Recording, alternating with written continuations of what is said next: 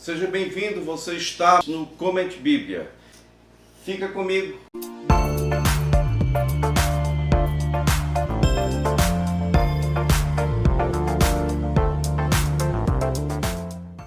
Hoje iremos falar em Romanos 8, versículo 6 diz assim, a mentalidade da carne é morte, mas a mentalidade do Espírito é vida e paz. Versículo 7, a mentalidade da carne é inimiga de Deus, porque não se submete à lei de Deus, ou à lei interior, do homem interior, à lei do Espírito, né?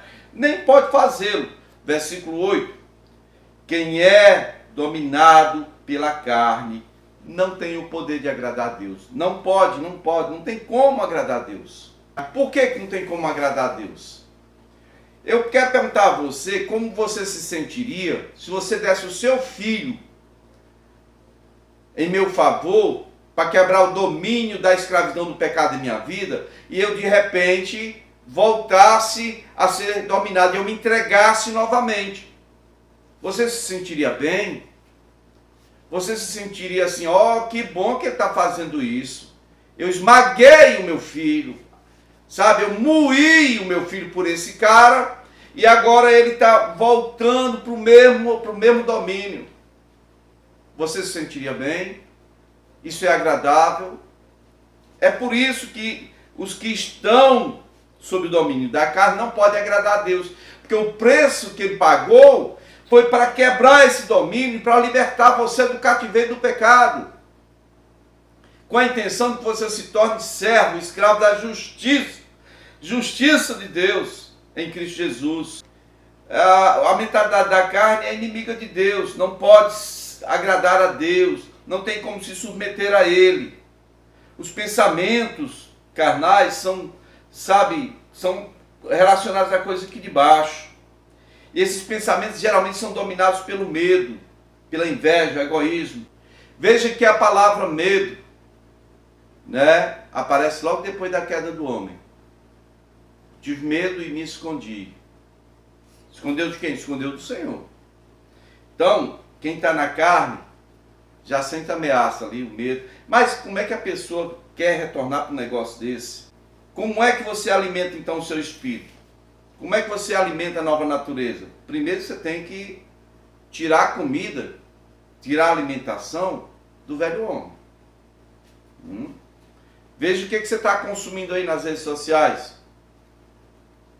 Veja onde é que você está empregando seus recursos, seu tempo, sua vitalidade, sua força, jovem. Vos escrevi porque sois fortes. Sois fortes. A palavra de Deus está em vós, tendo vencido o maligno. Onde é que você tem colocado a sua força, seu recurso? É nas mídias sociais aí? As conversas? As influências? Você ainda é cauda ou é cabeça? Você está influenciando ou sendo influenciado nesse mundo tenebroso aí? Você está alimentando só seu corpo? Eu vou no nutricionista, vai dizer o que é bom para mim. Eu vou na academia para exercitar aqui, para ficar saradão, barriga de tanquinho, músculos, né? Você está alimentando só seu corpo? Exercício físico para pouco é proveitoso. Paulo diz que é para pouco. Mas o seu espírito, você está alimentando com o quê? Qual o seu tempo de escuta a Deus? De pensamento, ligado aqui, de meditação na palavra de Deus. O que o seu espírito quer não tem nada a ver com o que o seu corpo quer, sua carne quer. Certo? É contrário. Carne quer satisfação com o mundo presente. O espírito quer conformidade com Deus e com tudo o que Deus diz que é bom. Ok? Por quê? Porque uma coisa é natural, o corpo natural, o corpo terreno. Esse corpo aqui ainda não é o celestial. Vai chegar a ser, se o Senhor nos permitir, se alcançarmos a realização da promessa de adoção de filhos. Ok? Chegamos aqui ao versículo 9 rapidinho. Diz, entretanto, vocês não estão sob o domínio da carne. Vou repetir, vocês não estão sob o domínio da carne. Mas quando vocês cedem, vocês se tornam. Vocês tornam a ficar sob domínio. Por quê? Porque você escolheu isso. Olha, vocês não estão sob o domínio da carne, mas sob o domínio do Espírito. Se de fato o Espírito de Deus habita em vocês. E se alguém não tem o Espírito de Cristo, esse tal não pertence a ele. Verso 10. Mas se Cristo está em vocês, o corpo, carne, o corpo está morto por causa do pecado. Mas o Espírito está vivo por causa da justiça. Considerai-vos mortos para o pecado, mas vivos para Deus. Essas afirmações são muito sérias. Se o Espírito de Cristo habita em nós, nós não estamos mais sob o domínio da carne, mas sob o domínio do Espírito. Se ele está aqui, ele está dominando. E se ele não está? Não, aí nada feito. Nada feito. Então, que o corpo sujeito ao pecado deve ser considerado morto para o mesmo, né? E o corpo espiritual é que deve estar dando a direção para a sua vida, né?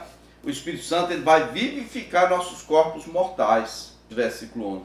Se o Espírito Santo habita em nós, estamos sob o domínio do Espírito. Se ele não habita em nós, nós não pertencemos em Cristo. Deixa eu repetir para concluir. Presta atenção. Se o Espírito Santo habita em nós, nós não andamos mais segundo a carne ou sob o domínio. Na verdade, se o Espírito Santo habita em nós, nós temos a opção de desprezar ele e passar a andar segundo a carne. Mas o que está bem claro aqui é que se o Espírito Santo está em nós, o domínio da carne foi quebrado. E eu é que escolho para onde eu devo inclinar minha vida. Muito bem. Aqui diz assim: se o Espírito daquele que ressuscitou Jesus dentre os mortos habita em vocês, aquele que ressuscitou a Cristo dentre os mortos também dará vida a seus corpos mortais por meio do seu Espírito que habita em vocês. Versículo 12. Portanto, irmãos, estamos em dívida não para com a carne, para vivermos sujeitos à carne. 13. Pois se vocês viverem de acordo com a carne, morrerão. Mas se pelo Espírito fizerem morrer os atos do corpo, viverão. Versículo 14. Porque todos os que são guiados pelo Espírito de Deus são filhos de Deus. Pois vocês não receberam um Espírito que os escravize para novamente temer, mas receberam o Espírito que os adota como filhos, por meio do qual clamamos Abba, Pai, Abba, Pater. Ok? Os comentários são muito sérios. As afirmações de Paulo aqui continuam muito sérias, né? Versículo 11 vai comentar algo que nós deixamos ainda no vídeo anterior, né? Onde falava que se o Espírito de Deus ele habita em nós, e o pecado não está mais dominando, mas se o Espírito de Deus não está em nós, nós nem pertencemos a Cristo. Mas o interessante é que quando se fala de escravidão, está sempre ligado à questão da carne. Domínio da carne, escravidão da carne. E aqui vem da seguinte conotação: quando estamos sob o domínio do Espírito, nós iremos chegar à adoção de filhos, né? Medo, terror de um lado, do outro lado vida e paz. Ok? Vida e paz, comunhão com o Senhor. O texto termina dizendo aí, versículo 15, Abba, Pai. As pessoas ficam repetindo isso, Abba, Pater.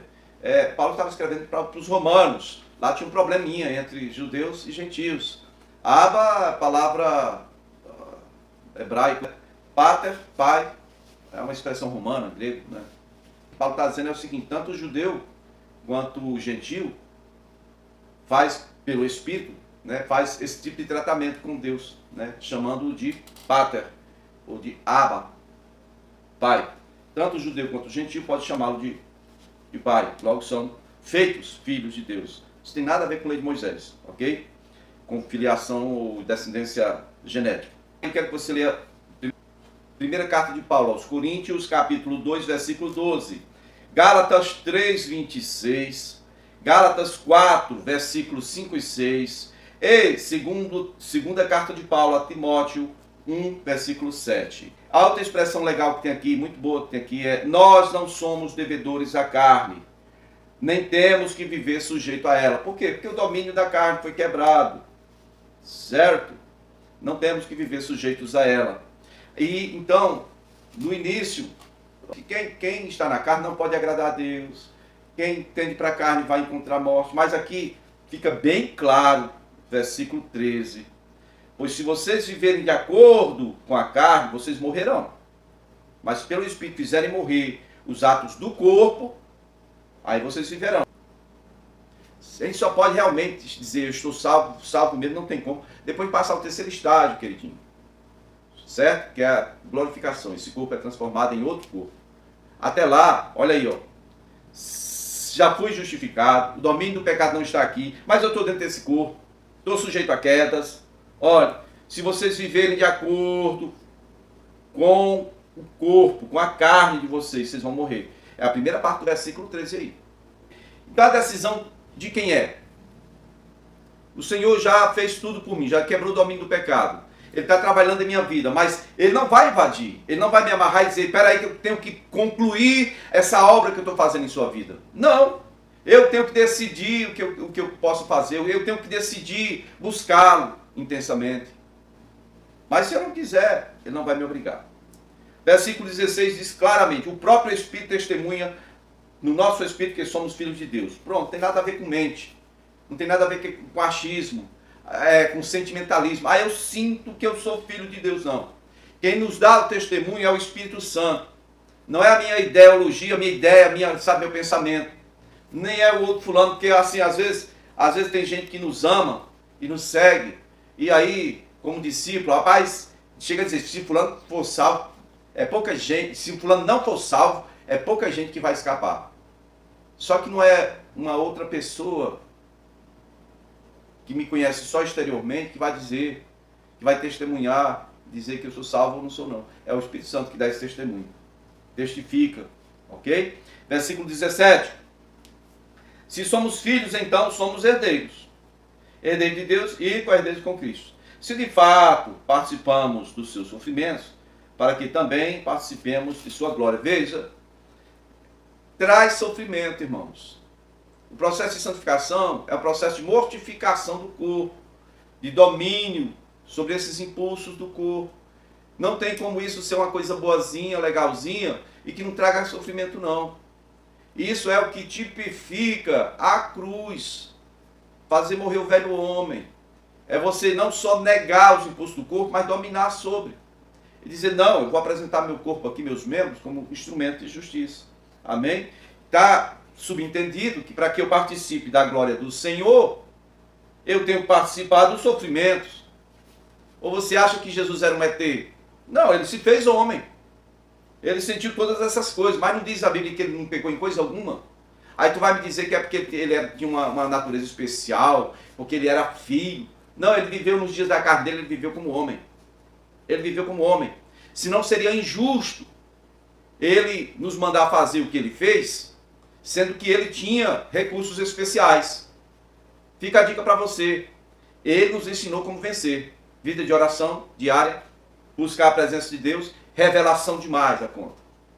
Tanto revelação sobre o que está no coração do Pai, quem é o Pai, sobre o propósito do Pai, quanto revelação sobre as coisas humanas. Ok? Então, queridos, é impossível você e eu sermos filhos de Deus. É impossível a gente viver um relacionamento de escravo do pecado se somos filhos de Deus. Não tem condição. O caso aqui é escravo da justiça, não é do pecado mais. Né? A expressão aqui é Abba, Pater. Não é Senhor, Senhor. Meu Deus, oh Deus meu, por que me desamparaste? Não. É a expressão que Jesus sempre usava em suas orações. Pai nosso que estás nos céus. Pai, Pai, Abba. Quero que você leia, por favor, segunda carta de Paulo a Timóteo, capítulo 2, versículos 11 e 12. E segunda carta de Paulo aos Coríntios, capítulo 4, versículo 10. Obrigado por ter visto esse vídeo até aqui. Que o Senhor te abençoe, te guarde, te faça prosperar em toda boa obra, em nome de Jesus.